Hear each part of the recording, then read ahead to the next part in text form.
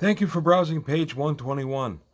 Today we're going to take a look at another offering for the Fifth Frontier War from Mongoose, Opening Moves.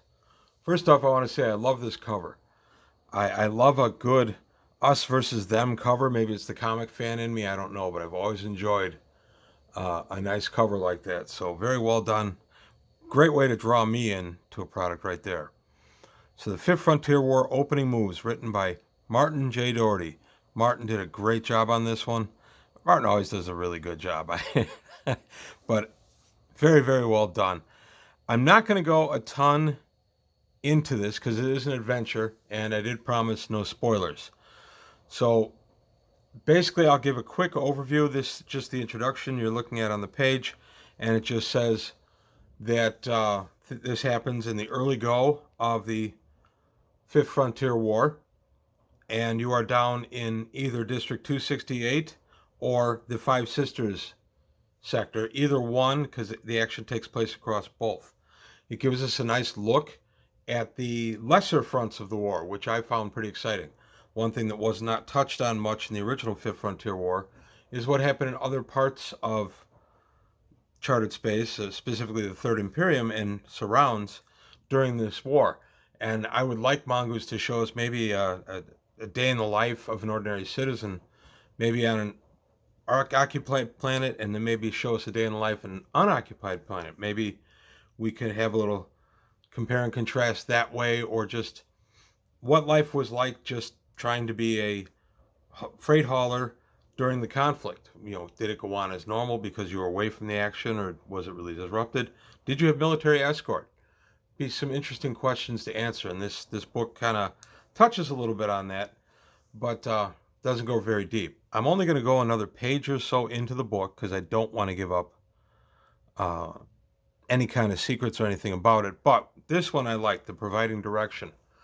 Martin lays out two different ways you can go about this. One is you give the information to the players and you let them go ahead and decide their course. And there is information in here that when it falls in the players' hands, what they do with it can actually shape some of this theater of the war. I love that. I thought that was really good. And then he gives us this little flashing arrow section. Basically, he refers to it as a video game where the arrow flashes and tells you which way to go, and you go from there to there, and then so on and so forth. Two distinct styles of GMing. And I agree with the presentation of both, because there have been times when I thought, I'll give my players all the agency. They'll be able to make all the decisions. This will all be theirs. And the players, for whatever reason, don't take it. It's something they maybe I missed explaining to them, or they just don't understand, or maybe it's a little bit of an off night or whatever, but sometimes they just don't do what you think they'll do. That's where the flashing arrows come in. Sometimes you just need to kind of show the players and just say, okay, if you go over here, this will happen. And the players say, oh, okay, and that'll get the game back on track.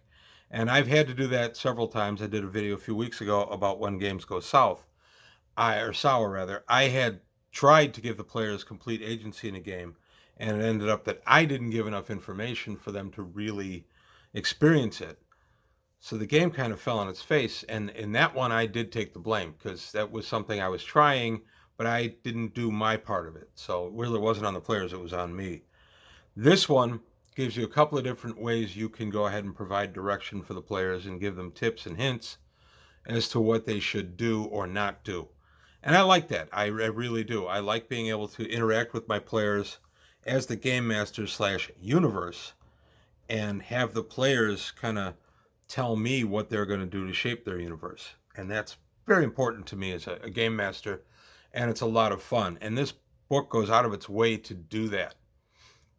Again, without giving up any particular spoilers, this book gives us a nice insight into the conflict in the Five Sisters / District 268 area, and it puts you there. One thing I loved about this, the flavor of this book, you really feel that you're there. My players are actually playing in District 268. They're on Avastin right now, not too far from Collis, which is the main world in 268. And it's interesting because I haven't figured out how I'm going to work this into my game yet, but I definitely want to. So I still got to noodle this a little bit. I'm probably going to reread the adventure to get every bit I can out of it, but I think I am going to run this adventure for my players. I think they'll enjoy it, and I think they'll enjoy what they'll be able to do with the information they're given. So that's it. I don't want to go deep into an adventure because I don't want to give up spoilers. I don't feel I did. Everything I've just talked about, except for the providing direction part of it, you can get just by reading the blurbs on Mongoose's website or the teasers for the book itself. It's available in PDF right now. It'll be out December or January in hardcover. I'll put a link to it for Mongoose and for Drive-Thru RPG, just so you're able to find it and decide if it's for you. I love what Mongoose is doing in Fifth Frontier War. This has been my favorite thing they've done since I've been back buying their new stuff, which is about 4 to 5 years now. I really love the macro story of the Fifth Frontier War. It's what I came into Traveler on in the early 80s, and I love revisiting it. It's great nostalgia for me, but if you're brand new to this setting, it can still be a lot of fun to bring your players into. It's a massive war, and you can't have a ton to affect it, but every little bit can change the next little bit. And that's kind of the story of this adventure. So there you have it. Just a very quick peek at the Fifth Frontier War opening moves. I really enjoyed this. I do recommend it completely. If you're running Fifth Frontier War, I think this is important, even if you're not going to run this adventure, just for the background and the flavor that this book brings, I think is really important to a game. So that's it for today on page 121. I want to thank you for your time. Thanks for watching. Please like and subscribe if you enjoyed the video. Tell your friends. Also take a look at the Patreon. Help me out there if you can. And I'll see you next time on page 121.